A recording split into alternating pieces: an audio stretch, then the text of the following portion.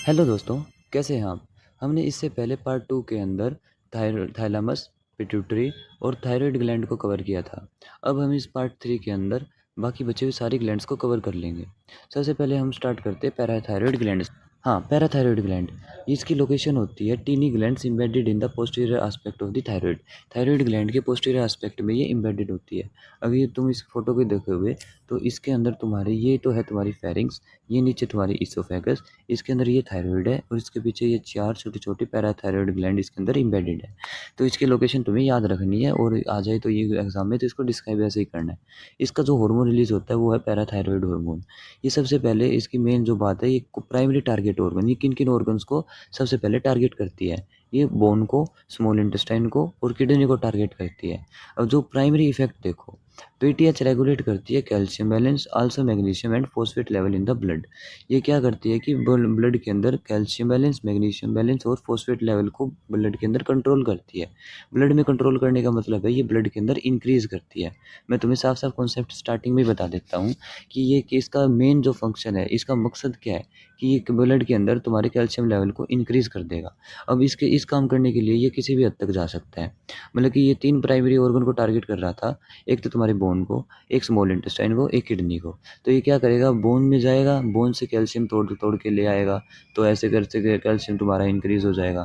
तुम्हारा small intestine में जाएगा, वहाँ पे कैल्शियम का एब्ज़ॉर्प्शन इंक्रीज़ करा देगा। और जो तुम्हारी किडनी को जो ये टारगेट कर रहा है, ये तो यहाँ पे तो फॉस्फेट का एक्सक्रीशन करा देता है, फॉस्फेट लेवल को कम करने के लिए। और ये वैसे भी यहाँ से भी कैल्शियम का एब्ज़ॉर्प्शन को बढ़ा देता होगा ये, मतलब कि बाहर एक्सक्रीट आउट नहीं होने देता। अब देखेंगे पैराथायरॉयड हार्मोन। पैराथायरॉयड हार्मोन ये chief cell ribosome first synthesise pre pro PTH, मतलब कि सबसे पहले ये तुम्हारा प्री प्रो हार्मोन के रूप में ये तुम्हारा बनता है। मैंने पहले बताया था जो तुम्हारे प्रोटीन हार्मोन होते हैं, जितने भी प्रोटीन हार्मोन या अमाइनो एसिड के पेप्टाइड हार्मोन हो गए, वे सबसे पहले प्री प्रो स्टेज में बनते हैं, उसके बाद वो प्रो स्टेज में जाते हैं और फिर फाइनली वो उस हार्मोन के रूप में एक्टिव फॉर्म में वो रिलीज होते हैं, जैसे कि पैराथायरॉयड हार्मोन। उसके बाद में ये तुम्हारे पता है कि ये पेप्टाइड हार्मोन है, तो ये डायरेक्टली तुम्हारी सेल मेम्ब्रेन को क्रॉस नहीं कर सकता, तो इसको फिर गोल्गी एपरेटस में भेज दिया जाता है ताकि इसकी पैकेजिंग हो जाए, ताकि ये थोड़ी देर तक ये स्टोर हो सके उसके अंदर। तुम देखोगे stored within cells, stored within chief cells, तो ये चीफ सेल्स के अंदर तुम्हारा स्टोर कर दिया जाता है। अब देखो कि blood calcium, regulation of PTH, blood calcium कैसे रेगुलेट करता है, रेगुलेशन क्या क्या करता है, रेगुलेशन करता है ब्लड कैल्शियम को। इफेक्ट ऑफ पीटीएच देखोगे तो blood magnesium to a smaller extent, मतलब ब्लड के मैग्नीशियम को तो बहुत ही कम एक्सटेंट तक करता है, मेन इसका काम है ब्लड के कैल्शियम को रेगुलेट करना। और कैल्शियम को रेगुलेट भी क्या करना है, इसको इंक्रीज करना, इसका एक ही मकसद है। इसके तुम अपोजिट का एक हार्मोन पढ़ोगे जिसको बोलते हैं हम कैल्सिटोनिन, तो जो कैल्सिटोनिन हार्मोन है ये इसके बिल्कुल अपोजिट में काम करता है, इसका एंटागोनिस्टिक हार्मोन है। एंटागोनिस्टिक हार्मोन समझते हो ना, कि जो इसके अपोजिट में काम करेगा सारे काम, तो वही है। अब ये क्या करेगा, regulation of blood calcium in mammals, mammal के अंदर एक तो कैल्शियम रेगुलेट कर रहा है, act directly on bone and kidney and indirectly on the intestine. Indirectly काम करता है इंटेस्टाइन के ऊपर, maintain plasma calcium at optimal level. अब इसमें ना इसने इनडायरेक्टली लिख रखा है, इनडायरेक्टली किस कारण से, ये इनडायरेक्टली इसलिए क्योंकि ये तुम्हारे बॉडी के अंदर विटामिन डी की फॉर्मेशन करवाता है, और विटामिन डी फिर जाके तुम्हारे इंटेस्टाइन पे काम करता है और वहाँ से फिर ये कैल्शियम के एब्जॉर्प्शन को बढ़ाता है और फिर वो ब्लड के अंदर कैल्शियम इंक्रीज हो जाता है, ये करके है। तो ये इसलिए इनडायरेक्टली काम करेगा। बायोलॉजिकल फंक्शन ऑफ पीटीएच क्या है, इसके बायोलॉजिकल फंक्शंस देखोगे तो elevation of blood calcium concentrate. अब ये सारे इसी के रिस्पेक्ट में कि कैल्शियम को बढ़ाएगा और फॉस्फेट को घटाएगा। अब वो देखेंगे तो ब्लड कैल्शियम को तो बढ़ा रहा है, ठीक है भाई, बट डिक्रीज करेगा blood phosphate concentration. Phosphorus concentration को डिक्रीज कैसे कर रहा है, किडनी की हेल्प से।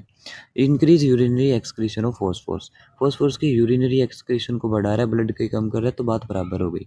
Increase tubular reabsorption of calcium, calcium की ट्यूबुलर रीएब्जॉर्प्शन को बढ़ा दे रहा है, मतलब कि तुम्हारी गट के अंदर जो भी है वो वहाँ से इसका रीएब्जॉर्प्शन बढ़ा दे रहा है, मतलब कि इसको ब्लड के अंदर इंक्रीज करना है, बस इसका एक ही मकसद है।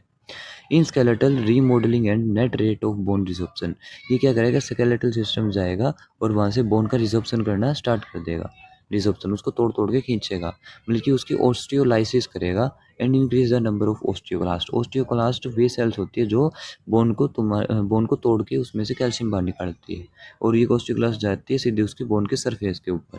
ओके, ये तुम्हें ना दो टाइप की सेल्स सुनी होगी, एक तो ऑस्टियोक्लास्ट होगी, एक ऑस्टियोब्लास्ट होगी।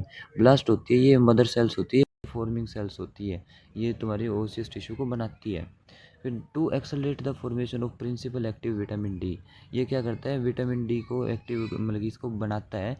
वो इसका पूरा नाम है 1,2,5 di hydroxy calciferol, 1,2,5 di hydroxy calciferol. तो ये क्या करता है, बाय द किडनी, किडनी के अंदर बनता है भाई ये, मतलब कि सिंथेसिस करवा रहा है ये तुम्हारी विटामिन डी की किडनी के अंदर। As a result calcium absorption of the GIT is increase, और इस प्रकार ये जीआईटी के अंदर कैल्शियम एब्जॉर्प्शन बढ़ा दे रहा है। अब तुमको हार्मोन देखना है कैल्सिटोनिन, जिसका दूसरा नाम बोलते हैं थायरोकैल्सिटोनिन। अब ये हार्मोन वैसे तो थायराइड ग्लैंड से रिलीज होता है, तो इसको पिछले क्लास में कवर करना था मतलब पार्ट 2 के अंदर, लेकिन इसका फंक्शन ना ये विटामिन डी से और पैराथायरॉयड हार्मोन से ज़्यादा समझा जाता है, इसलिए इसको पार्ट 3 के अंदर इंक्लूड किया गया है। अब थायरोकैल्सिटोनिन देखोगे secreted by the C cells of the thyroid gland, thyroid gland की जो सी सेल्स हैं उनसे सेक्रेट होता है। मैंने इसकी इमेज भी इसके अंदर रखी है, दिखाता हूँ, देखो ये रही इमेज, ये पिछले पार्ट 2 के अंदर भी थी।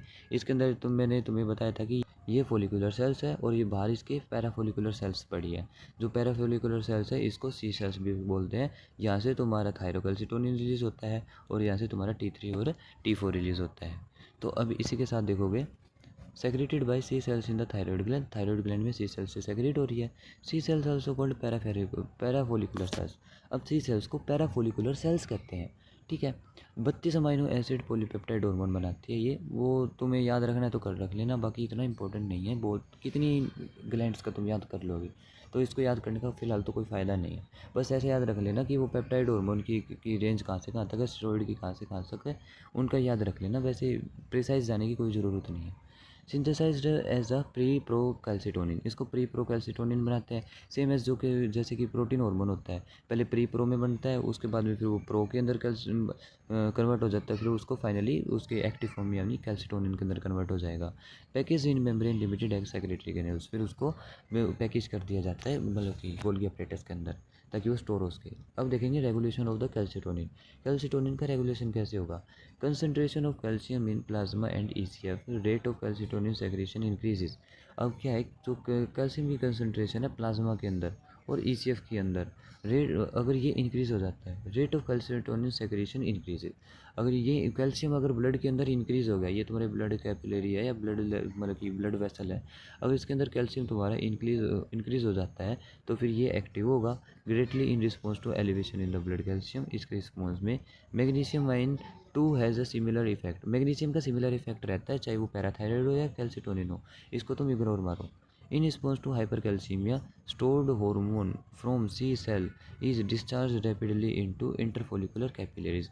अगर हाइपरकैल्सीमिया की कंडीशन हो जाती है, मतलब कि कैल्शियम की मात्रा ज़्यादा होगी ब्लड के अंदर, तो ये डिस्चार्ज होता है इंटरफोलिकुलर सेल से, मतलब सी सेल्स के अंदर से ये डिस्चार्ज होता है इंटरफोलिकुलर कैपिलरी के अंदर। देखो ये इंटरफोलिकुलर कैपिलरीज को बोला, तो इसके अंदर डायरेक्ट इसको डिस्चार्ज कर दिया जाएगा। अब देखते हैं इमरजेंसी हार्मोन। इमरजेंसी हार्मोन किसको कह रहे हैं और कैसे कह रहे हैं। Calcitonin and to protect against the development of the hypercalcaemia, calcitonin है ये हमको हाइपरकैल्सीमिया से बचाता है, कि ब्लड के अंदर कैल्शियम की मात्रा ज़्यादा होने से बचाता है। हाई कैल्शियम मील इंक्रीज कैल्सिटोनिन सेक्रेशन, इस पैराग्राफ में क्या बता रखा है कि कैल्शियम अगर हम डाइट खाते हैं, अगर वो कैल्शियम रिच्ड है तो कैल्सिटोनिन रिलीज होगा even before a significant rise in the plasma calcium, मतलब कि कैल्शियम का मतलब कि तुम्हारे ब्लड के अंदर इंक्रीज होने से पहले ये सेक्रेट हो जाएगा।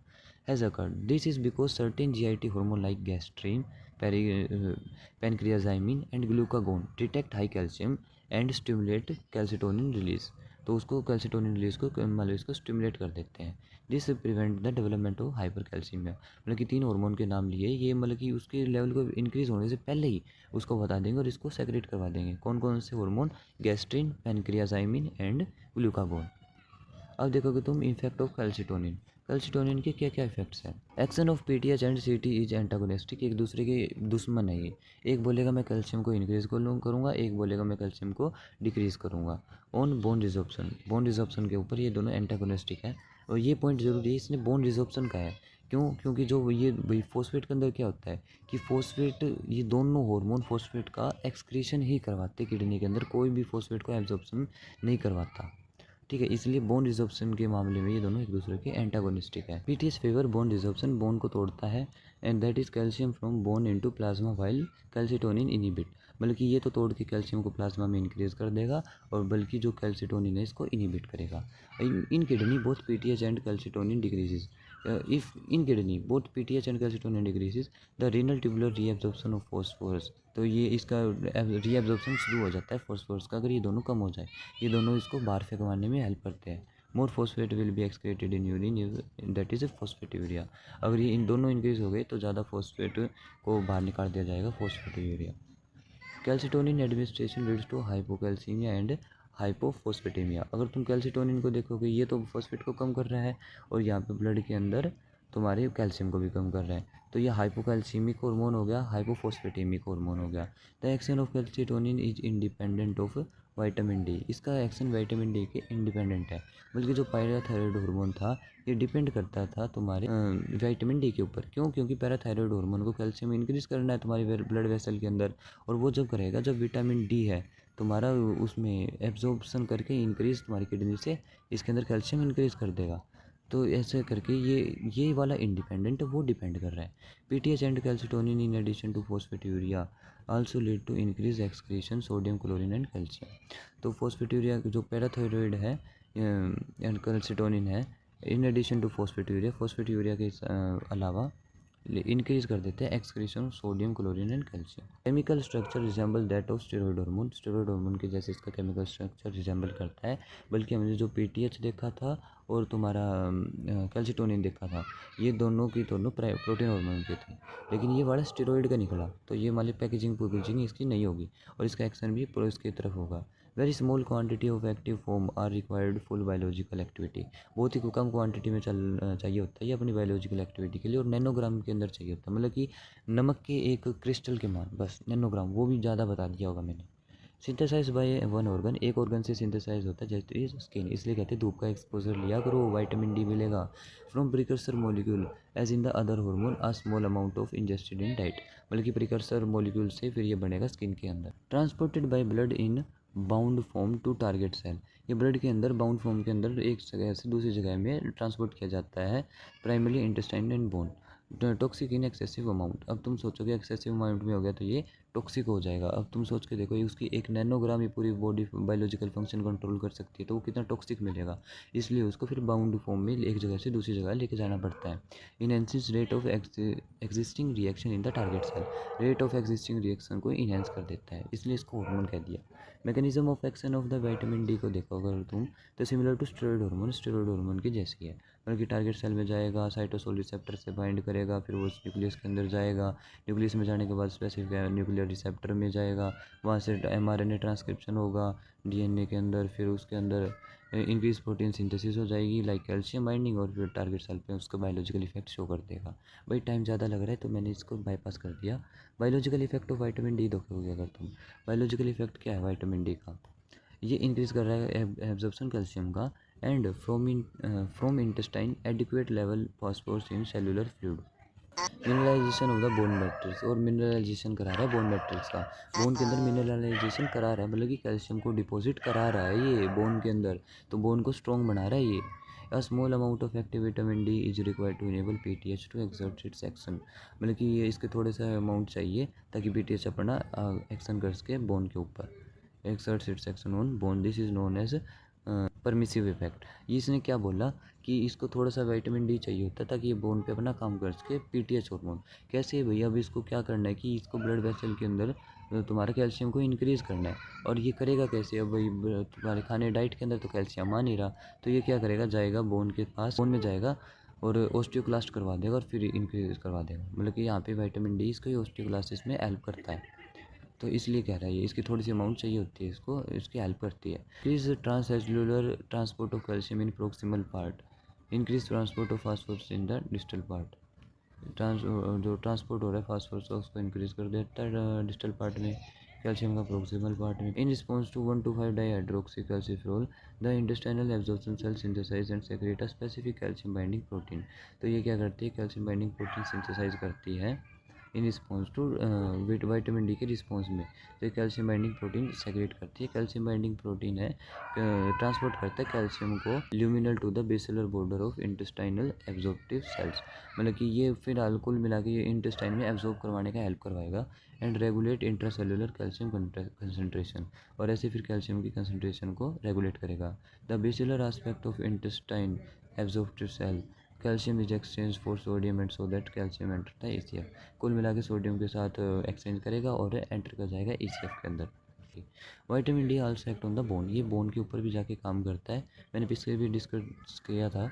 Orderly growth and mineralisation of cartilage, ये ग्रोथ कराएगा, मिनरलाइजेशन कराएगा, और कार्टिलेज एंड एपिफाइजियल प्लेट, उनकी मिनरलाइजेशन कराएगा, एपिफाइजियल प्लेट की मतलब बोन की ग्रोथ को रोक देगा। Deficiency of vitamin D in young animal leads to rickets osteomalacia in adult, ये अगर भाई डेफिशिएंसी हो जाती है ना अगर विटामिन डी की, तो ये रिकेट्स हो जाती है बच्चों के अंदर, मतलब कि बोन थोड़ी टेढ़ी मेढ़ी हो जाती है। Vitamin D is necessary for osteoclastic resorption, vitamin D तुम्हारे ऑस्टियोक्लास्टिक रिजॉर्प्शन के लिए ज़रूरी है। ऑस्टियोक्लास्टिक मैंने तुम्हें बता दिया कि सरफेस पे जाके ये ऑस्टियोक्लास्टिक सेल्स होती है जो तुम्हारे बोन को तोड़ देती है और उसको इंक्रीज कर देता है विटामिन डी, ये दोनों को हेल्प कर रहा है, ये कैल्सिटोनिन की भी कर रहा है, उसकी भी कर रहा है, पीटीएच की भी कर रहा है। Calcium mobilisation from bone to bone by PTH, और कैल्शियम की मोबिलाइजेशन भी करा देता है बोन से लेकर दूसरी बोन तक पीटीएच की हेल्प से। अब तुम देखोगे जो यहाँ पे पीटीएच हार्मोन होता है ना, पैराथायरॉयड हार्मोन, वो क्या है, ये विटामिन डी की हेल्प से क्या क्या कर देगा, इंटेस्टाइन में increase absorption of calcium 2 positive and phosphorus, ये कैल्शियम 2 पॉजिटिव फॉस्फोरस की बढ़ा देगा एब्जॉर्प्शन, ये तुम्हारा विटामिन डी देख रखा है। बोन के अंदर इंक्रीज बोन मिनरलाइजेशन, बोन की मिनरलाइजेशन भी इंक्रीज करवा रहा है।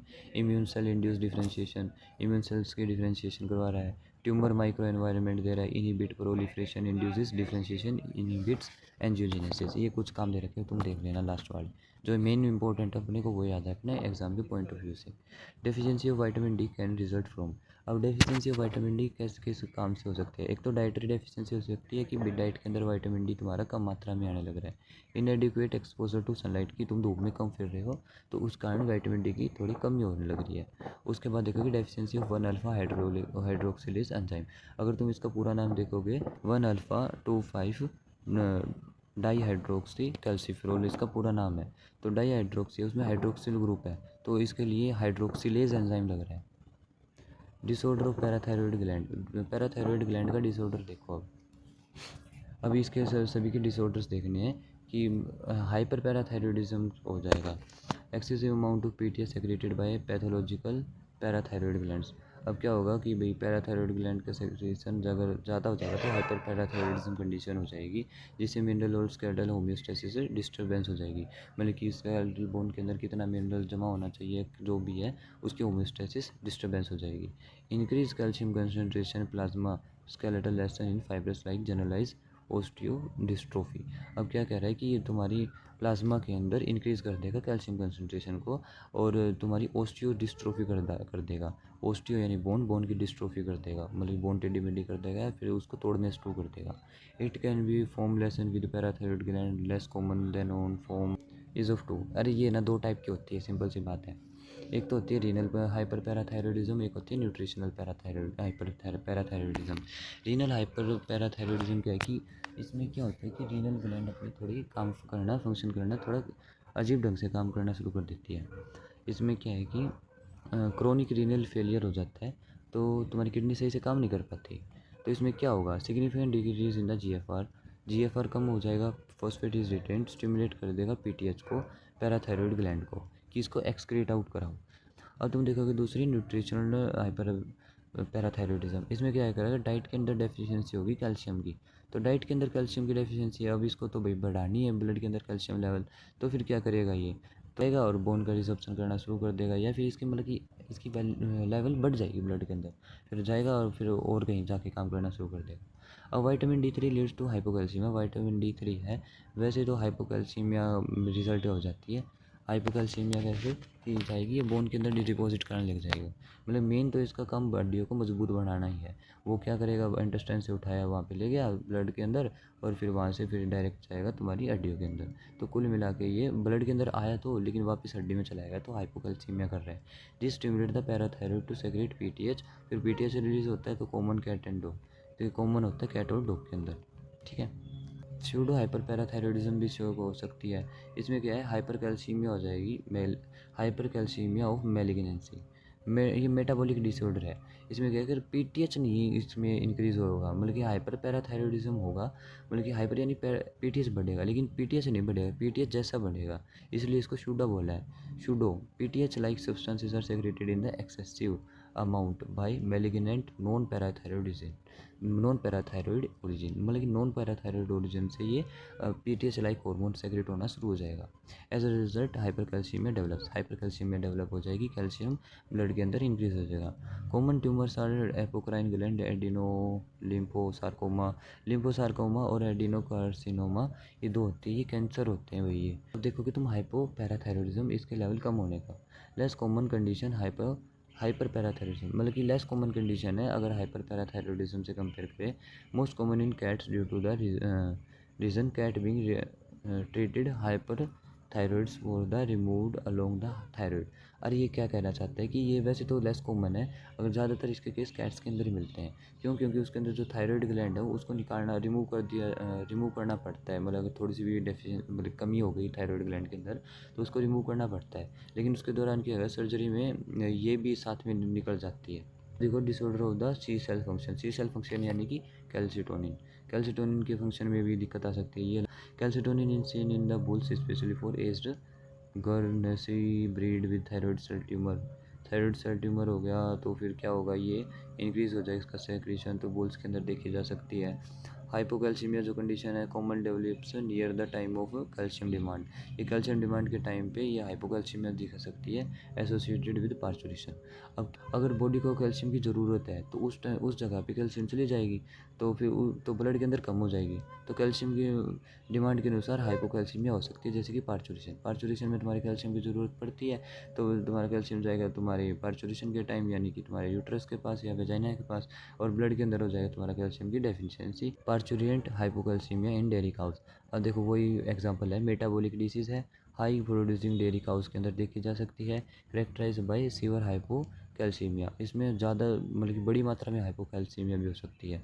सीरम कैल्शियम होता है डिक्लाइन करता है 2 से 7 मिलीग्राम पर डेसीलीटर, इतनी मात्रा घट सकती है सीरम के अंदर कैल्शियम के लेवल। हाइपोफॉस्फेटेमिया भी देखी जा सकती है। हाइपोफॉस्फेटेमिया मतलब कि अगर इतना ज़्यादा कैल्शियम बढ़ जाएगा, अगर कम हो जाएगा, तो कम होने से क्या होगा, तुम्हारा पैराथायरॉयड रिलीज होगा, और पैराथायरॉयड रिलीज होगा तो वो तो साथ ही साथ कैल्शियम तो इंक्रीज़ करेगा लेकिन फॉस्फेट को बाहर निकाल के मारे, तो इस कंडीशन के अंदर हाइपोफॉस्फेटेमिया देखी जा सकती है। Paresis near the time of the parturition के दौरान देखी जाएगी। नो फीवर फावर नहीं होता इसके अंदर, मतलब कोई बीमारी नहीं हो, तुम्हारी बुखार नहीं होगी, बस ये बात है। उसके बाद देखते हैं parturient paresis due to seen in the ewes pregnant and lactating decrease calcium level. जो लैक्टेट करती हैं उन एनिमल्स के अंदर भी देखी जा सकती है। लैक्टेट करने के लिए ब्रेस्ट में भी कैल्शियम की ज़रूरत पड़ेगी, तो उस कंडीशन में भी हो सकती है। इसके साथ अब हम एड्रिनल ग्लैंड पे मूव करते हैं। Adrenal gland and 3 zone.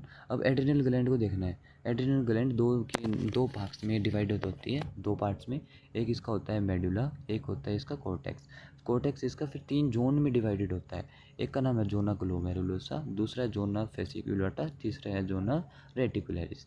अब तीनों जोन के अंदर अलग अलग हार्मोन रिलीज़ होते हैं, और यहाँ पे मेडुला के अलग हार्मोन रिलीज़ होते हैं। जो मेडुला के अंदर रिलीज़ होते हैं उनको हम कैटिकोलामाइन बोलते हैं, ठीक है। ये एड्रिनल कॉर्टेक्स दिखा रखी। इसकी जो पोजीशन है किडनी की टॉप पे होती है, मतलब कि ऐसी लगेगी, तुम देखोगे तो किडनी को टोपी पहना रखी, देखो, बाकी तुम देख लेना। The adrenal gland. अब एड्रिनल ग्लैंड है, सबसे पहले देखेंगे एड्रिनल मेडुला के हार्मोन।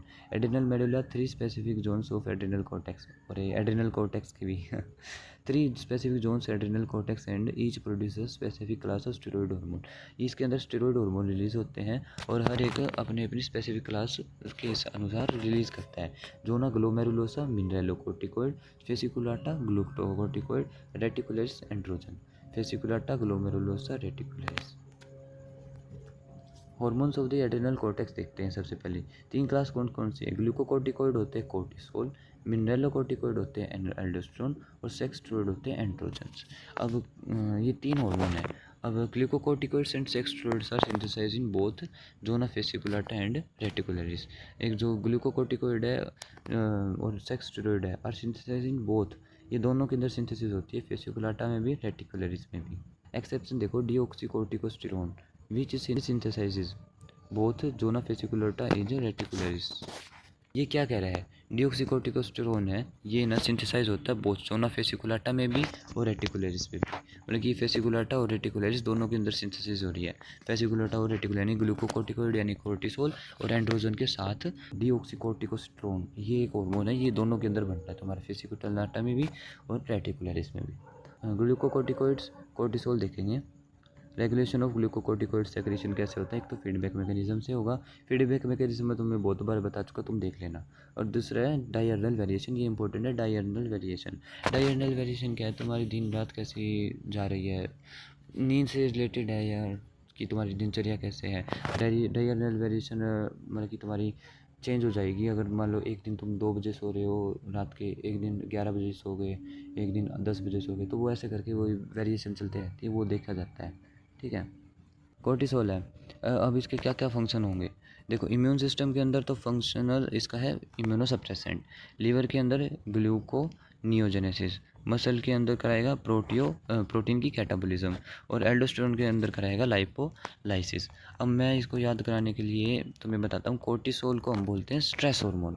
तो जो तुम्हारा कोर्टिसोल होता है वो तुम्हारा स्ट्रेस हार्मोन है और स्ट्रेस के टाइम रिलीज़ होता है। तो ये क्या कराएगा, स्ट्रेस में होता है तो तुम्हें पता है तुम दुबले पतले हो जाते हो, तो फिर क्या करेगा ये तुम्हारी सभी चीज़ों को तोड़ना शुरू कर देगा।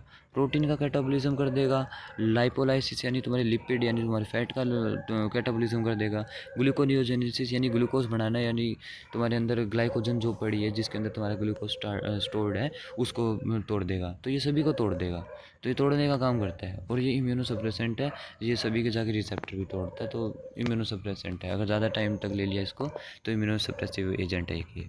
तो इसको ऐसे करके याद कर सकते हो। Physiological effect of the glucocorticoid, इसका अब इफेक्ट देखोगे तुम सभी समझ जाओगे एक एक करके। लीवर के अंदर इंक्रीज ग्लूकोनियोजेनेसिस, लीवर के अंदर ग्लूकोनियोजेनेसिस बढ़ाएगा, मतलब कि ग्लूकोज बनाएगा नए तरीके से। और ग्लूकोनियोजेनेसिस क्या होता है, इसके अंदर अमाइनो एसिड से ग्लूकोज की सिंथेसिस होती है। एक होती है ग्लूकोजिनेसिस, तो वो तुम्हारी ग्लाइकोजन से तोड़ के या फिर ग्लाइकोजिनोलाइसिस कह सकते हैं उसके अंदर। अब देखो स्केलेटल मसल, जो स्केलेटल मसल है इसके अंदर क्या करेगा, डिक्रीज प्रोटीन सिंथेसिस को कम करेगा, प्रोटीन की डिग्रेडेशन को बढ़ाएगा और डिक्रीज कर देगा ग्लूकोज अपटेक, और एडिपोज टिश्यू को भी तोड़ के रख देगा ये। ठीक है। अब ये अलग अलग ऑर्गन के अंदर अलग अलग काम कर रहा है। मसल के अंदर जाएगा अमाइनो एसिड निकाल देगा, मतलब कि वहाँ पे तुम्हारे प्रोटीन को डिग्रेडेशन कर रहा है। ग्लाइकोजन है ये ग्लूकोनियोजेनेसिस कर देगा, अलग अलग उस तरीके से ग्लूकोज को इंक्रीज़ कर देगा लीवर के अंदर, और ग्लाइकोजन की सिंथेसिस बढ़ा रहा है। यहाँ पे जो तुम्हारी बोन है, बोन के अंदर से कैल्शियम रिजोर्प्शन, कैल्शियम को नहीं छोड़ रहा है ये, मतलब सब चीज़ों को तोड़ देगा। कोर्टिसोल ये स्ट्रेस हार्मोन है, स्ट्रेस होने पे तुम्हारी सारी चीज़ें अंदर देख लो कैसे टूटती है। और ये तुम्हारी इंटेस्टाइन है, इसके अंदर क्या है, डायबिटीज़ हो रही है, मतलब कि ग्लूकोज के अपटेक को बढ़ा रहे हैं। अब देखो activation of pituitary adrenal axis non specific stress. अब इसके अंदर क्या दिखा रखा है, एड्रिनल कोर्टेक्स है, हायर ब्रेन सेंटर है, हाइपोथैलेमस में गया, CRH cortisol releasing hormone increase हुआ, एंटी पिट्यूटरी से एसीटीएच निकला, एड्रिनल कोर्टेक्स से कोर्टिसोल बना, फिर वो नेगेटिव फीडबैक दे देगा। सिंपल है। फिजियोलॉजिकल इफेक्ट ऑफ मिनरलोकोर्टिकोइड एल्डोस्टेरोन, अब इसका फिजियोलॉजिकल इफेक्ट देखेंगे मिनरलोकोर्टिकोइड एल्डोस्टेरोन का। अब एल्डोस्टेरोन पे आगे कोर्टिसोल जा चुका। एल्डोस्टेरोन का क्या काम है, ये जाएगा तुम्हारी डिस्टल कॉन्वोल्यूट डीसीटी के अंदर, डिस्टल कॉन्वोल्यूटेड ट्यूब्यूल के अंदर, और वहाँ पे जाके तुम्हारे मिनरल्स को इफेक्ट करेगा। मिनरल्स को इफेक्ट कैसे करेगा, ये तुम्हारे इन ईसीएफ के अंदर ब्लड की वॉल्यूम इंक्रीज़ कर देता है और ब्लड प्रेशर को इंक्रीज़ कर देता है, कार्डिक आउटपुट को इंक्रीज़ कर देता है और इंक्रीज़ कर देता है एक्सक्रीशन ऑफ पोटेशियम, और रिटेन करता है ज़्यादातर सोडियम। इसके जो रिसेप्टर होते हैं इसके, ये डीसीटी के अंदर लोकेटेड होते हैं पीछे वाले पार्ट में। तो डीसीटी में क्या है कि ये तुमने वो सुन रखा है ना, आयन गेटेड चैनल होता है जो 3 सोडियम अंदर लाता है, न्यूरॉन के अंदर लगा होता है, 3 सोडियम बाहर भेजता है, 2 पोटेशियम अंदर लाता है, तो 3 सोडियम बाहर करता है। तो इसके इसमें ये उल्टा लगा हुआ है, तो ये 3 सोडियम अंदर लाएगा। तो और इससे तुम्हें सारा ये ऊपर वाला सारा पॉइंट समझ आएगा। तो ये 3 सोडियम को अंदर ले आएगा, तो 3 सोडियम अंदर आ गया, 2 पोटेशियम बाहर छोड़ दिया। तो इस केस में आयंस की ये मात्रा अंदर ज़्यादा ले रहा है, तो आयन ज़्यादा अंदर ले रहा है तो ब्लड वॉल्यूम इंक्रीज़ हो जाएगी, क्योंकि जहाँ पे आयंस होंगे, जहाँ पे कंसनट्रेशन ज़्यादा होगी, वहाँ पे वाटर भी ज़्यादा रिटेन करेगा, तो अंदर ये ब्लड वॉल्यूम भी इंक्रीज़ होगा, मतलब कि वाटर का एब्जॉर्प्शन बढ़ जाएगा, ब्लड प्रेशर भी इंक्रीज़ हो जाएगा और कार्डिक आउटपुट भी इंक्रीज़ हो जाएगा। रेगुलेशन देखना है मिनरलोकोर्टिकोइड, तुम्हारा मिनरलोकोर्टिकोइड का रेगुलेशन कैसे हुआ। ये ना एक दो टाइप से होता है, एक तो होता है एक लॉन्ग टर्म के लिए, एक तो होता है लॉन्ग टर्म के लिए, एक होता है शॉर्ट टर्म के लिए। शॉर्ट टर्म और लॉन्ग टर्म। लॉन्ग टर्म का मतलब है कि तुम्हारी डेली लाइफ की अगर तुम्हारी डिहाइड्रेशन होगी या फिर डिहाइड्रेशन होगी तो उस केस में ये काम आएगा। और शॉर्ट टर्म का क्या है कि ये तुम्हारा ACTH से रेगुलेट होगा। शॉर्ट टर्म वाला ये है hypothalamic pituitary adrenal cortex system. तुम इसको समझो एक बार क्या लिख रखा है, फिर मैं तुम्हें बता दूंगा।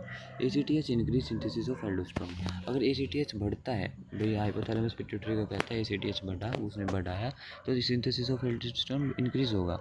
तो इस केस के अंदर as well as corticosteroid hormone, तो कोर्टिकोस्टेरॉइड हार्मोन भी इंक्रीज होंगे, एल्डोस्टेरोन भी इंक्रीज होगा। This effect is relatively transient in aldosterone synthesis increase in 1 to 2 days even when ACTH level are still high. मतलब कि ये ना बस 1 से 2 दिन तक ही टिकता है, इससे ज़्यादा नहीं टिक सकता, चाहे ACTH लेवल 5 दिनों तक बढ़ा रहे। तो ये तो शॉर्ट टर्म की कैटेगरी में आ गया कि भाई ये इसके ऊपर ज़्यादा डिपेंड नहीं कर रहा कि भाई वो बस ज़्यादा से ज़्यादा 1 से 2 दिन ही टिकेगा और उससे ज़्यादा नहीं टिकने वाला। रेनिन एंजियोटेंसिन एल्डोस्टेरोन सिस्टम तुमने सुना है। इसके अंदर क्या है कि indirect stimulus for aldosterone production. ये इनडायरेक्ट स्टिमुलस देता है। रेनिन है वो अगर सेक्रेट होता है तो फिर वो एंजियोटेंसिन को एंजियोटेंसिनोजन 1 में कन्वर्ट करता है, 1 वाला 2 में कन्वर्ट होता है, फिर वो तुम्हारा एड्रिनल कॉर्टेक्स में जाके एल्डोस्टेरोन को रिलीज़ करवाता है, फिर वो वाटरी एब्जॉर्प्शन को बढ़ा देता है। वो वाला रास मैकेनिज्म जिसको बोलते हैं, वो इसके अंदर शायद मैंने ऐड कर रखा है, तो तुम उसमें समझ जाओगे मैंने क्या क्या पॉइंट बोले अभी। Abnormality of the adrenal cortex function. अब एड्रिनल कॉर्टेक्स में 3 फंक्शन है, तो इस एक्स्ट्रोइड को मिला के कोर्टिसोल और एल्डोस्टेरोन के साथ अब इन तीनों की एब्नॉर्मेलिटीज़ क्या क्या होगी। अब excessive secretion of glucocorticoids, Cushing syndrome. एक दो कंडीशंस आ गई, एक तो एक के अंदर एक्सेस हो जाएगी, एक के अंदर इनसफिशिएंसी हो जाएगी। जिसके अंदर ज़्यादा है तो उसके अंदर हमें कुछ कम करना पड़ेगा, और जिसके अंदर कम है उसके अंदर कुछ ऐड करना पड़ेगा। तो जिसके अंदर एक्सेस है उसमें कुछ कम कुछ यानी कशिंग सिंड्रोम हो जाएगी, और जिसके अंदर कम है तो कम के अंदर कुछ ऐड करना पड़ेगा, उसको एडिशंस डिसीज़ हो जाएगी। तो ये दो है एड्रिनल कॉर्टेक्स के मतलब एब्नॉर्मलिटीज़ में कंडीशंस होती है। अगर कशिंग सिंड्रोम हो गया, अगर कम है तो रीडिस्ट्रीब्यूशन ऑफ द फैट होगी, टेंशन होगी, बल्कि एक्सेस होने लग रहा है यानी तुम्हारा कोर्टिसोल भी बढ़ेगा, और तो उससे तुम्हारी फैट की रीडिस्ट्रीब्यूशन मतलब कि वो फैट को तोड़ देगा, हाइपरटेंशन कर देगा। Increase susceptibility to infection. Infection मतलब कि तुम्हारे इन्फेक्शन ससेप्टिबिलिटी, तुम्हारी इम्यून सप्रेसेंट है ना वो, तो इम्यून सिस्टम को धोके रख देगा, तो फिर तुम्हें डिसीज़ ज़्यादा हो सकती है। ओस्टियोपोरोसिस हो सकती है तुम्हें। ओस्टियोपोरोसिस ओस्टियोपोरोसिस हो सकती है, मतलब कि कैल्शियम बोन से कैल्शियम को भी तो निकाल देता है, मैंने दिखाया था। एड्रिनल इंसफिशियंसी, और एड्रिनल इंसफिशियंसी भी हो सकती है। इंसफिशियंसी के केस में क्या होगा, एडिशंस डिसीज हो जाएगी, कुछ ऐड करना होगा तुमको। एड्रिनल मेडुला के अंदर क्या है, एड्रिनल कैटेकोलामाइन सेक्रेटिंग क्रोमेफिन सेल्स होती है, वहाँ से तुम्हारा कैटेकोलामाइन रिलीज होता है। कैटेकोलामाइन के अंदर एड्रिनलिन, नोरेपिनेफ्रिन और एफिनेफ्रिन दोनों इंक्लूडेड होते हैं। Synthesis from amino acid phenylalanine. Phenylalanine से बनता है, और टायरोसिन, टायरोसिन से भी बनते हैं in the chromaffin cells as well as in the androgenic and dopaminergic neurons. मतलब कि क्या है कि एड्रेनल मेडुला है ना, ये एक दो इसने मतलब न्यूरॉन्स के नाम लिए, एक तो एड्रेनर्जिक और एक है डोपामिनर्जिक न्यूरॉन्स। इसके अंदर भी फॉर्मेशन होता है, इनका फॉर्मेशन होना या फिर इसके अंदर स्टोर जरूर होता है, ये लिख रखा, stored within the cells and neurons throughout the body. तो जो तुम्हारे एड्रेनल मेडुला के हार्मोन है, इनको ये क्या है कि तुम्हारी इमरजेंसी के हार्मोन बोलते हैं इनको, तो इमरजेंसी के टाइम पे काम आते हैं एड्रेनल मेडुला के हार्मोन। तो ये तुम्हारे न्यूरॉन्स के अंदर स्टोर्ड रहते हैं ऑलरेडी। अगर इमरजेंसी कंडीशन आती है तो ज़रूरी थोड़ी कि ये सेल से सेक्रेट होगा, फिर ब्लड के अंदर जाएगा और ब्लड में जाके फिर जाके अपना इफेक्ट शो करेगा, इसमें टाइम ज़्यादा लग जाएगा। डायरेक्ट न्यूरॉन में स्टोर रहता है, जब भी ज़रूरत पड़ी निकलेगा और इमरजेंसी में तुरंत एक्शन लेगा। एड्रिनल मेडुला के हार्मोन्स देखेंगे, epinephrine is the more potent stimulator. ये ज़्यादा स्टिमुलेटर है in the of the heart and metabolic activities, और ये मतलब ज़्यादा स्टिमुलेट करेगा हार्ट को और मेटाबॉलिक एक्टिविटीज़ को, ब्लड प्रेशर राइज करा देगा। नोरेपिनेफ्रिन है मोर इन्फ्लुएंशियल ऑन पेरिफेरल वेजोकंस्ट्रिक्शन। ये ब्लड वेसल्स पे जाके काम करेगा और उनको कंस्ट्रिक्शन करा देगा। एंड ब्लड प्रेशर, तो ऐसे करके ब्लड प्रेशर, एक हार्ट पे और मेटाबॉलिक एक्टिविटी पे, दूसरा तुम्हारे ब्लड वेसल्स पे उसके ब्लड प्रेशर को राइज करा देगा। इसके एब्नॉर्मलिटीज़ देख लो एड्रेनल मेडुला की। हाइपर फंक्शन है, pheochromocytes, catecholamine secreting tumour, the clinical signs are vague. तो मतलब कि फिकोक्रोमोसाइटोम्स, ये हाइपर फंक्शन की कंडीशन है, सर्जिकल कुछ नहीं है। अगर ये हाइपर में हो जाए तो मेरे 4 पॉइंट्स याद रखने हैं। इससे बीपी इंक्रीज़ हो जाएगा, हेडेक आना शुरू हो जाएगा, स्वेटिनेस हो जाएगी और पैनिक हो जाएगा। ये 4 पॉइंट्स हैं। ये अब इसी के साथ हम एंडोक्राइन पैनक्रियाज के ऊपर आ गए। अब पैनक्रियाज के अंदर क्या है, ये पूरी एंडोक्राइन नहीं है, इसके दो पार्ट होते हैं। एक तो ये एक्सोक्राइन पार्ट होता है और एक इसका एंडोक्राइन पार्ट होता है। तो जो एक्सोक्राइन पार्ट होता है वो तो इसका एंजाइम सेक्रेट करता है, और जो एंडोक्राइन पार्ट है वो उसका इजलेट ऑफ लैंगरहैंस होता है, और वो इसका मतलब इसके हॉर्मोन्स रिलीज़ करता है। ये तुम्हें पता है, ये ड्यूडेनियम के अंदर ऐसे कर्व के अंदर धसी हुई होती है। इसके अंदर हम आगे देखते हैं endocrine portion of the pancreas देखेंगे, आइसोलेट ऑफ लैंगरहैंस। इसके अंदर दो टाइप्स की सेल्स होती है, अल्फा सेल और बीटा सेल, और भी होती है वो भी आगे आएंगी। अल्फा सेल से सेक्रेट होता है ग्लूकागोन और बीटा सेल से सेक्रेट होता है इंसुलिन। ये क्या करेंगे, जो इंसुलिन है, stimulus is increase in plasma glucose concentration, कि अगर प्लाज्मा के अंदर ग्लूकोज कंसनट्रेशन इंक्रीज होगी उसके प्रति इसका स्टिमुलस आएगा। ये इंसुलिन क्या करेगा, ग्लूकोज को डिक्रीज करेगा ब्लड के अंदर। और जो अल्फा सेल्स है, ग्लूकागोन है, stimulus is decreases in plasma glucose. अगर ग्लूकोज मतलब प्लाज्मा ग्लूकोज ज़्यादा हो गई अगर ब्लड में, तो इसको स्टिमुलस कम हो जाएगा, डिक्रीज हो जाएगा। तो मतलब कि ग्लूकागोन और इंसुलिन का सीधे सीधे फंक्शन सुन लो। इंसुलिन क्या करेगा, ग्लूकोज को कम करेगा, ठीक है, ब्लड के अंदर। ब्लड की बात चल रही है, ये सेल्स की नहीं है, ब्लड के अंदर। और जो तुम्हारा ग्लूकागोन होता है, ये ग्लूकोज को इंक्रीज करेगा तुम्हारे ब्लड के अंदर। तो एक वो इंक्रीज़ कर रहा है, एक डिक्रीज़ कर रहा है, दोनों को याद रखना है। अब देखो तुम, promote entry of glucose into cells, तो मतलब कि कम कर, ब्लड में कम कर रहा है तो जा कर रही है सेल्स के पास। 10 decrease the plasma glucose concentration. Glucagon है स्टिमुलेट लाइपोलाइसिस, ये लाइपोलाइसिस भी स्टिमुलेट करता है, फैट को तोड़ेगा। इंक्रीज प्लाज्मा ग्लूकोज कंसनट्रेशन, और ग्लूकोज को बढ़ाएगा। तो लाइपोलाइसिस कर रहा है कि ये पॉइंट इसका याद रखना है आगे के लिए। In double chain peptide hormone, ये हाँ ये डबल चेन पेप्टाइड हार्मोन होता है, और 51 अमीनो एसिड का होता है। बेटा सेल से सेक्रेट होता है insulin, derived from pro insulin a large precursor. ये प्रो इंसुलिन से डिराइव होता है, फिर उसके बाद में इंसुलिन में कन्वर्ट हो जाता है।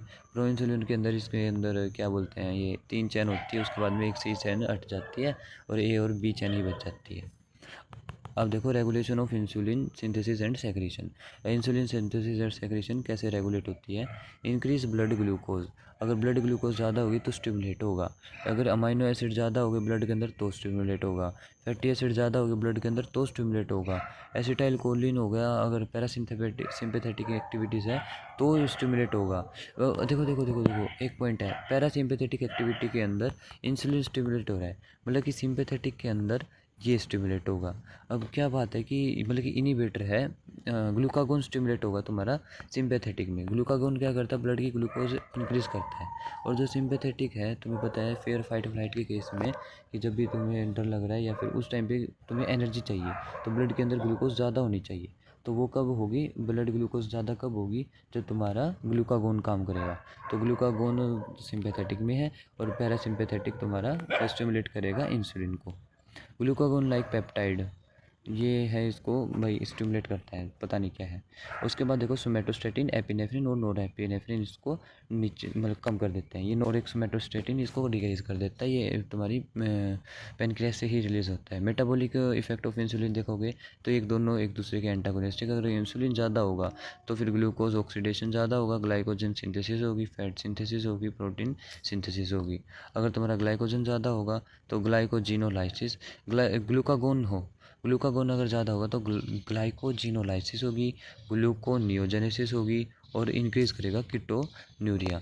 मतलब कि ये क्या कर रहा है, तुम्हारा ग्लाइकोजन को लाइसिस कर रहा है, और मतलब कि ग्लाइकोजन की लाइसिस करके तो उसमें से ग्लूकोज निकाल देगा ये, और तुम्हारे ग्लूकोनियोजेनेसिस अलग अलग तरीके से ग्लूकोज बनाएगा। और ये जब ऐसा करेगा तो कीटोन बॉडीज फॉर्मेशन होती है, जो आगे जाके प्रॉब्लम भी क्रिएट करती है। अब देखोगे ग्लूकागोन और single chain peptide hormone, single chain है, वो डबल चेन था, ये सिंगल चेन है। इसके अंदर 29 अमाइनो एसिड है, उसके अंदर 51 थे। अल्फा सेल से derived from proglucagon a large precursor, proglucagon से बनना है, मतलब कि ये प्रोटीन नेचर का है। रेगुलेशन कैसे होगा सिंथेसिस और सेक्रेशन ऑफ ग्लूकागोन का, ग्लूकागोन स्टिमुलेट जब होगा जब ब्लड में ग्लूकोज कम होगी, क्योंकि इसका काम है ग्लूकोज को बढ़ाना। ब्लड में जब कम होगी जब ये स्टिमुलेट होगा। अगर अमाइनो एसिड है वो कम होंगे, अगर लो होंगे ब्लड ग्लूकोज, ब्लड के अंदर अमाइनो एसिड, ब्लड के अंदर एसिटाइल कोलिन, एपिनेफ्रिन, नोरेपिनेफ्रिन, मतलब कि सारे सारे उल्टे काम है इसके। जैसे उसके अंदर थे उसके अपोजिट ये काम कर रहा है। इनहिबिट कौन करेगा, फैटी एसिड, सोमेटोस्टेटिन और इंसुलिन। इंसुलिन और सोमेटोस्टेटिन ये दोनों इनहिबिट कर रहे हैं एक fatty acid. Metabolic effect of glucagon. Glucagon की मेटाबॉलिक इफेक्ट क्या है? ये क्या करेगा? अपोजिट टू इंसुलिन है, इंसुलिन के अपोजिट काम करेगा। Carbohydrate metabolism, lipid metabolism, protein metabolism, तीनों के मेटाबॉलिज्म कराएगा। अब इसका मतलब क्या हो गया? कार्बोहाइड्रेट का मेटाबॉलिज्म हो रहा है, यानी कि ग्लूकोज ले रहा है, कार्बोहाइड्रेट को तोड़ के तो ग्लूकोज इंक्रीज कर देगा। लिपिड का मेटाबॉलिज्म कर रहा है, यानी लिपिड तोड़ेगा, लिपिड इंक्रीज कर देगा। प्रोटीन का मेटाबॉलिज्म कर रहा है, अमाइनो एसिड इंक्रीज कर देगा। इसलिए स्टार्टिंग वाले पेज पे लाइपोलाइसिस थी, मैंने कहा था इसको एक बार याद रखना। Metabolic regulation of pancreatic hormone, the fed state versus fasted state. अगर फास्ट है, एक फैड स्टेट यानी तुमने खाना खा लिया, एक फास्ट है यानी कि तुमने खाना नहीं खाया, तो उस केस में क्या होगा? अगर तुमने खाना नहीं खाया तो तुम्हारे ब्लड के अंदर ग्लूकोज कम होगी, तो उस केस में तुम्हारा ग्लूकागोन पैनक्रियास से रिलीज़ होगा, ग्लूकागोन इंक्रीज़ होगा, तो वो लीवर के अंदर जाएगा, ग्लाइकोजिनोलाइसिस, ग्लाइकोजन को तोड़ेगा, ग्लूकोज बढ़ेगी। ठीक है, और अगर तो ग्लूकोनियोजेनेसिस करवाएगा, फिर ग्लूकोज बढ़ेगी, कीटोन्स बॉडीज़ बनेगी, इससे वो जाएंगी ब्रेन में और वापस आएंगी, और ऐसे करके फिर तुम्हारा तुम्हारी ग्लूकोज लेवल इंक्रीज़ हो जाएगी, और फिर वो तुम्हारा नेगेटिव फीडबैक दे देगी। ये फीडबैक मैकेनिज्म दिखा रखा है। अब तुम देखोगे diabetes mellitus. Diabetes mellitus sugar वाली बीमारी, ये दो टाइप की होती है, टाइप 1, टाइप 2। टाइप 1 होती है इंसुलिन डिपेंडेंट डायबिटीज़ मेलाइटस, और टाइप 2 होती है non insulin dependent diabetes mellitus. अब इंसुलिन डिपेंडेंट में क्या होता है कि इंसुलिन की डेफिशिएंसी होती है, कि मतलब कि इंसुलिन कम बढ़ने लग रहा है। मोर एडोलसेंस, ये एडोलसेंस के अंदर ज़्यादा होती है कि उम्र के साथ साथ इंसुलिन कम हो जाता है, तो मतलब कि नेचुरल शुगर वाली बीमारी होनी शुरू हो जाती है भाई। तो ये तो इसके अंदर तो क्या है, इंसुलिन डेफिशिएंसी हुई है। Insulin dependent diabetes mellitus type 1 के अंदर क्वेश्चन इंपॉर्टेंट है, टाइप 1 टाइप 2 के अंदर डिफरेंसेस पूछ लिए जाते हैं एग्जाम के अंदर। और तुम देखोगे ऑटो इम्यून डिसीज़ है एक। अब तुम देखोगे type 2 non insulin dependent diabetes mellitus, उसके अंदर क्या है कि मतलब कि लैक ऑफ इंसुलिन नहीं है, लैक ऑफ इंसुलिन रिस्पॉन्स है। मतलब कि इंसुलिन तो सफिशिएंट है, पिछले वाले में डेफिशिएंसी थी, इसके अंदर इंसुलिन सफिशिएंट है लेकिन उसका रिस्पॉन्स नहीं मिलने लग रहा, तो वो काम नहीं कर पा रहा at the target tissue, insulin resistance होने लग रही है। मोर इन ओबीज पीपल, जो ओबीज पीपल होते हैं उसके अंदर ये ज़्यादातर केसेस देखे गए हैं, but obese is not the cause, लेकिन जो उसका ओबीजनेस है वो उसका कोज नहीं है। देखो somatostatin, primarily release from pituitary gland, also synthesise pancreas. तो ये रिलीज़ होता है पिट्यूटरी ग्लैंड से, और सिंथेसिस होता है पेनक्रियाज के अंदर। सोमेटोस्टैटिन, ये थोड़े वर्ड्स आगे पीछे है इसलिए रीडिंग में थोड़ी प्रॉब्लम हो गई थी। Main action of somatostatin, inhibitor of insulin glucagon GIP release. अब जो सोमेटोस्टैटिन का काम देखो, मेन एक्शन क्या है? मेन एक्शन सोमेटोस्टैटिन का इनहिबिशन करा देगा इंसुलिन का, ग्लूकागोन का, जीआईपी रिलीज का। तीनों का इनहिबिट कौन करेगा? सोमेटोस्टैटिन अकेला, सभी का इनहिबिशन कर देगा। Reduces glucose absorption from the gut, gut के अंदर ग्लूकोज एब्जॉर्प्शन कम कर देगा, but by inhibiting the release of gastrointestinal peptide. तो जीआईपी को कम करके, यह देखो ये जीआईपी लिख रखा, तो तीन हार्मोन को ये मतलब इनहिबिट कर देता है। एक तुम्हारा इंसुलिन हो गया, एक ग्लूकागोन, एक जीआईपी रिलीज हो गया। अब तुम देखोगे पेनक्रियाटिक पॉलीपेप्टाइड। अब पेनक्रियाटिक पॉलीपेप्टाइड क्या होते हैं? एफ सेल से इज द इजलेट ऑफ लैंगरहैंस, ये इजलेट ऑफ लैंगरहैंस के एफ सेल से रिलीज होते हैं, इनहिबिट करते हैं फूड इनटेक को, इंक्रीज होते हैं ब्लड स्ट्रीम के अंदर after meal, especially is the high protein content. अगर तुम्हारा जो मतलब कि क्या है कि तुम्हें कैसे पता चलता है कि मेरा पेट भर गया, वो ये ही हार्मोन बताता है कि ये फूड इनटेक को रेगुलेट करता है। By regulating food intake, pancreatic polypeptide indirectly contribute to control level of glucose in blood, ये indirectly level of glucose in blood control करता है। और एक ये तो जो सेटिस्फेक्शन की जो वो होती है ना, ये वो मैसेज पहुंचाता है तुम्हारे ब्रेन के अंदर, और ये फूड इनटेक को कम कर देता है अगर जब प्रोटीन लेवल ज़्यादा हो। Pineal body, epiphysis cerebri. अब पीनियल बॉडी के दूसरे और नाम भी होते हैं जैसे कार्पस एल्बिगेंस, और इसको वाइट बॉडी भी बुलाते हैं। चलो इसके साथ मूव करते हैं। इसके अंदर attach to the roof of third ventricle, ये roof of the third ventricle पे अटैच्ड है। इससे पहले तुमने हाइपोथैलेमस देखा था पार्ट 1 के अंदर, वो बेस ऑफ द हाइपोथैलेमस था, ये roof of the third ventricle है। Covered by capsule formed by pia mater, pia mater सुना है, ड्यूरामीटर, रेकनोइड, पायरामीटर, जो ब्रेन की 3 कवरिंग होती है, उसमें जो पायमीटर लास्ट वाली है वो एक कैप्सूल फॉर्म करती है इसके चारों ओर। ठीक है। The pineal gland consist of masses of neuroglial cell and parenchymal secretory cells, इसके अंदर न्यूरोग्लियल सेल्स और पेरेन्काइमल सेक्रेटरी सेल मिलते हैं, जिनको पिनियलोसाइट बोलते हैं। और जो पीनियल ग्लैंड है, पीनियल बॉडी है, उसके अंदर जो सेल्स मिलेंगे उसको पिनेलोसाइट बोलेंगे। अब दो टाइप के, एक तो न्यूरोग्लियल सेल्स, दूसरी पेरेन्काइमल सेल्स। पेरेन्काइमल सेल्स क्या करेंगी, ये पेरेन्काइमा सेक्रेट करेंगी, यानी कि तुम्हारे हार्मोन सेक्रेट करेगी। तो इन दोनों को कंबाइन करके पिनेलोसाइट बोल देंगे। The pineal gland starts to accumulate calcium about puberty time. Puberty time पे ये कैल्शियम को एक्यूमुलेट करना स्टार्ट कर देती है, और ऐसे कैल्शियम डिपॉजिट होने लग जाता है पीनियल ग्लैंड के अंदर, रेफर्ड एज ब्रेन स्टैंड। और जब वो कैल्शियम डिपॉजिट होता है तो उसको ब्रेन स्टैंड बोलते हैं। इसको वाइट बॉडी भी तो बोलते हैं। तो अब हम आ गए थाइमस ग्लैंड के ऊपर। तो थाइमस क्या है, एक बाइलोब्ड लिम्फेटिक ऑर्गन है।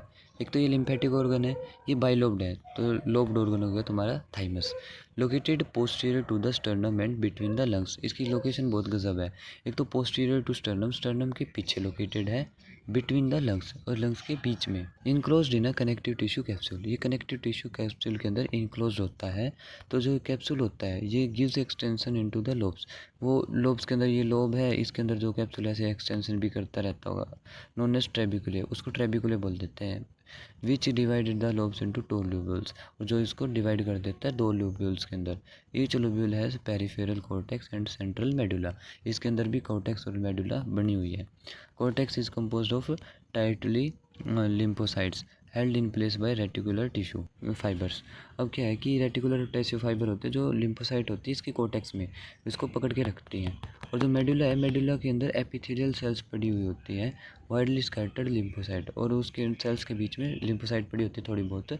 इसके साथ साथ मेडुला कंटेन करेक्टरिस्टिक थाइमिक कार्पुसेल्स। उसके अंदर थाइमिक कार्पुसेल्स पड़ी होती है। कार्पुसेल्स बोलते हो, कार्पुसेल्स किसको बोलते हैं, आरबीसी डब्ल्यूबीसी, तो प्लेटलेट्स को मिला के, तीनों को मिला के तुम्हें कार्पुसेल्स बोलते हैं, आल्सो नोन एज हेसल्स कार्पुसेल्स। और उनका एक सेपरेट नाम है हेसल्स कार्पुसेल्स, ये प्लीज़ याद रखना। Thymus gland attain maximum size at puberty. Puberty के ऊपर इसका मैक्सिमम साइज होता है, बाद में ये डिक्लाइन करना शुरू कर जाती है, और प्यूबर्टी के बाद ये ख़त्म हो जाती है। रोल इन इम्यूनिटी, इम्यूनिटी के अंदर है इसका रोल। ये टी लिम्फोसाइट, बी लिम्फोसाइट जो आगे जाके ह्यूमोरल इम्यूनिटी प्रोवाइड करती है, सेलुलर इम्यूनिटी प्रोवाइड करती है। Produce and distribute antibodies to other lymphoid organ. ये प्रोड्यूस भी करती है, डिस्ट्रीब्यूट भी करती है और लिम्फोइड ऑर्गन के अंदर एंटीबॉडीज़ को। ठीक है।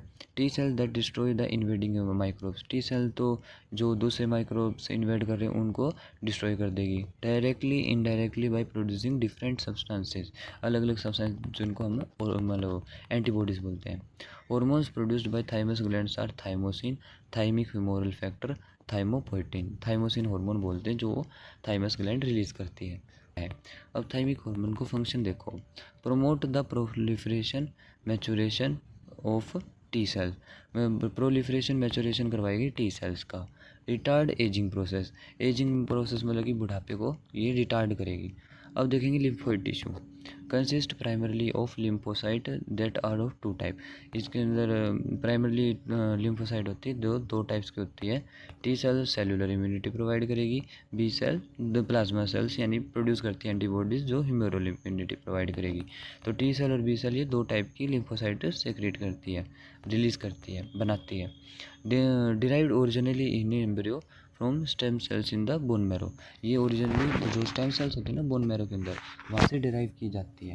हार्मोन ऑफ जीआईटी देखने। हार्मोन ऑफ जीआईटी 4 हार्मोन है, जिसमें से एक तो है गैस्ट्रिन, सीसीके, जीआईपी, सेक्रेटिन। इसमें से जो तुम्हारा गैस्ट्रिन हार्मोन है ना, वो इकलौता एक, वो तो एक तरफ, बाकी 3 हार्मोन एक तरफ। बस सिंपल एक को याद कर लो गैस्ट्रिन को, बाकी 3 हार्मोन तुम्हें वैसे ही याद हो जाएंगे। दिखाता हूँ मैं कैसे। सबसे पहले देखना है gastrin hormone. Gastrin hormone produced by stomach as well as by in the produced टेस्टिनल म्यूकोसा, इंटेस्टाइनल म्यूकोसा। मतलब कि एक तो स्टमक के अंदर प्रोड्यूस होता है, एक इंटेस्टाइनल म्यूकोसा में प्रोड्यूस होता है। ठीक है, तो ये स्टमक के अंदर प्रोड्यूस होता है। अब इसके काम देखने हैं। Stomach gastrin is produced by pyloric mucosa when stimulated by partially digested protein and caffeine in stomach. अगर पार्शियली डाइजेस्टेड प्रोटीन और कैफीन आएगा स्टमक में तो उस टाइम पे ये रिलीज़ होगा। अब गैस्ट्रिन स्टिमुलेट क्या करता है, इसके काम देखो। Secretion of gastric juices, gastric juices का सेक्रीशन करवाएगा। कंस्ट्रिक्ट लोअर इसोफेजियल स्फिंक्टर, जो लोअर इसोफेजियल स्फिंक्टर्स हैं उनको, इसोफेगस के नीचे जो स्फिंक्टर्स है उसको क्लोज करवा देगा। इंक्रीज़ करेगा मोटिलिटी ऑफ जीआईटी, और जो जीआईटी का है मोटिलिटी को इंक्रीज़ करेगा। अब ओरल क्या कर रहा है, ये डाइजेशन की प्रोसेस को बढ़ा रहा है, मतलब कि कम टाइम के अंदर पूरा करवा रहा है।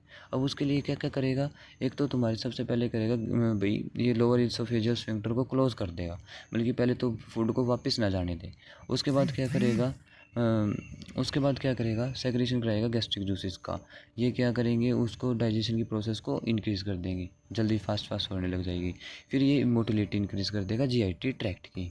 तो ऐसे करके ये तुम्हारी प्रोसेस को इंक्रीज़ कर रहा है। एक पॉइंट रह गया, relax is the pyloric sphincter and ileocaecal sphincter, मतलब कि जो ये अगर लार्ज के स्मॉल और लार्ज के बीच में जो स्फिंक्टर होते हैं उनको पाइलोरिक स्फिंक्टर और इलियोस्टिकल स्फिंक्टर, ये जितने भी स्फिंक्टर्स है उसके बाद उनको डायलेट कर देता है, रिलैक्स कर देता है। तो ऐसे करके ये डाइजेशन की प्रोसेस को फास्ट कर देते हैं। अब देखो, enteric gastrin is produced by intestinal mucosa when stimulated by partially digested protein in chyme in small intestine। जब एंटेरिक गैस्ट्रिन क्या है, प्रोड्यूस होता है इंटेस्टाइनल म्यूकोसा के अंदर, जब स्टिमुलेट होता है partially digested protein in chyme in small intestine. जब ये पार्शियली डाइजेस्टेड प्रोटीन आता है ना, सेम वही बात वहीं लिख रखी थी। और एंटेरिक गैस्ट्रिन एक टाइप है गैस्ट्रिन हार्मोन का, तो ये स्मॉल इंटेस्टाइन में प्रोड्यूस हो रहा है, और गैस्ट्रिन वैसे तुम्हारे स्टमक में प्रोड्यूस हो रहा है, और साथ में इंटेस्टाइनल म्यूकोसा स्मॉल इंटेस्टाइन की में भी प्रोड्यूस हो रहा है। It potentiate the action of stomach gastrin, that is same function कराएगा चारों का चारों। सेक्रेशन कराएगा गैस्ट्रिक जूसेस का, इसोफेजियल स्फिंक्टर को कंस्ट्रिक्ट कराएगा और इंक्रीज करेगा मोटिलिटी को, रिलैक्सेशन कराएगा पाइलोरिक और इलियोसिकल स्फिंक्टर्स को। मतलब कि वही काम है जो ये गट की मोटिलिटी बढ़ाने के लिए करता था। इसी के साथ हम सेक्रेटिन हार्मोन पे आते हैं। सेक्रेटिन क्या करेगा, produce by intestinal mucosa when stimulated by acid, मतलब कि एसिड ऊपर से गैस्ट्रिन का आने लग रहा है तो उससे ये स्टिमुलेट होता है। और किस किस से होता है, पार्शियली डाइजेस्टेड एल्डिहाइड से, प्रोटीन से और फैट से। किन किन से, पार्शियली डाइजेस्टेड एल्डिहाइड, प्रोटीन और फैट। तो ये चीज़ें याद रखना है, aldehyde, protein, fat. Also by hypertonic और hypotonic fluid enters the small intestine. अब ये करेगा क्या, इसके एक्शंस देखो। तो किन किन से स्टिमुलेट हो रहा है वो देख लिया तुमने। इनिबिट करता है सेक्रेशन ऑफ गैस्ट्रिक जूसेस। एक तो ये गैस्ट्रिन के अपोजिट काम कर गया, पहला काम गैस्ट्रिक जूसेस को कम कर रहा है। Decrease the motility of intestine, मतलब कि गैस्ट्रोइंटेस्टाइनल ट्रैक्ट की मोटिलिटी को कम कर रहा है। दूसरा काम उल्टा कर दिया इसने। एक काम कर रहा है सेक्रेशन ऑफ पेनक्रियाटिक जूस, ये पेनक्रियाटिक जूस को सेक्रेट करवाता है rich in bicarbonate ions to make the environment of GIT alkaline. या एसिडिक से एल्कलाइन के अंदर चेंज कर देगा बाइकार्बोनेट रिलीज करवा के, ठीक है। फिर देखा, stimulate secretion of bile by hepatic cells, liver से बाइल जूस को रिलीज़ करवा देगा। Stimulate secretion of intestinal juices को स्टिमुलेट करवा देगा ये। सिस्टोकाइनिन सीसी के हार्मोन, ये क्या करेगा, produced by the intestinal mucosa when stimulated by fat protein that enter the small intestine. अब ये भी क्या करेगा, सेम है। मैंने कहा था एक हार्मोन एक तरफ, बाकी सारे तीन हार्मोन एक तरफ। तो जैसे सेक्रेटिन से स्टिमुलेट हुआ था, लगभग वैसे ही ये स्टिमुलेट हो रहा है। मतलब कि इसके जो काम होंगे ना, वो opposite to the gastrin hormone है। तो जैसे सेक्रेटिन ने अपोजिट किया था, वैसे ही ये करेगा। Produced by the intestinal mucosa से प्रोड्यूस होगा। When stimulated by fat and protein, ये मतलब कि स्टिमुलेट होता है fat and protein that enter the small intestine. मतलब कि जब स्मॉल इंटेस्टाइन में खाना जाएगा ना, तब ये कोलेसिस्टोकाइनिन तुम्हारा एक्टिवेट हो जाएगा। इसका एक्शन क्या क्या है, inhibit the secretion of gastric juices, पहला एंटेगोनिस्टिक काम हो गया। डिक्रीज करता है जीआईटी मोटिलिटी, दूसरा काम हो गया। स्टिमुलेट करता है सेक्रेशन ऑफ इंटेस्टाइनल जूस, ये इंटेस्टाइनल जूस के सेक्रेशन में हेल्प करता है। Induces a feeding of satisfactory, that is feeding full too, मतलब कि सेटिस्फेक्शन वाली जो फीलिंग आती है ना, वो तुम्हारा कोलेसिस्टोकाइनिन को दिलवाता है। गैस्ट्रिक इनहिबिटरी पेप्टाइड, ये चौथा हार्मोन है, ये भी उस गैस्ट्रिन के अपोजिट में ही काम करने वाला है। कैसे, produced by intestinal mucosa when stimulated by fats in the small intestine. ये भी वैसे ही फैट से स्टिमुलेट होगा। स्टिमुलेट वो देख लेना कि इसके अंदर थोड़ा थोड़ा डिफरेंस